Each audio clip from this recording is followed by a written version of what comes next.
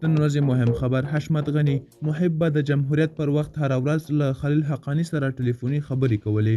سلام ستړي مشئ، وخت مو په خیر. پام وکړه د ورځې مهم خبر ته. دوستانو پوره حاله سره ویډیو کې وګورئ. که چیرې مو زموږ یوټیوب چینل نوی سبسکرایب کړئ نو همدا اوس افغان نیوز یوټیوب چینل سبسکرایب کړئ. د پخواني ولسمشر محمد اشرف غني ورور حشمت غني د حماسه میډیا د خبر په اړه چې د امنیت شورا د پخواني سلاکار حمدالله محب د مرکې جزئیات پکې خپاره شوي لیکلي.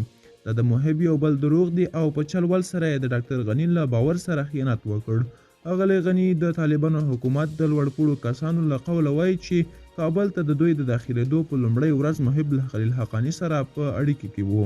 حشمت غني احمدزی وایي خلیل حقانی شخصا ماته ویلي چې دوی شپږ ځلې له محب سره تماس نیولی وو او محب پخوانی ولسمشر د معلوماتو په خلا کې ساتلی وو. نوموړی زیاتوي خلیل حقانی هم ورته تایید کړي چې د کابل له پرځېدو وړاندې به هره میاشت شپږ ځلې محب له نوموړي سره خبرې کولې. دا اوس همدوکلی خبر تر بیا ښې چارې ښه وخت.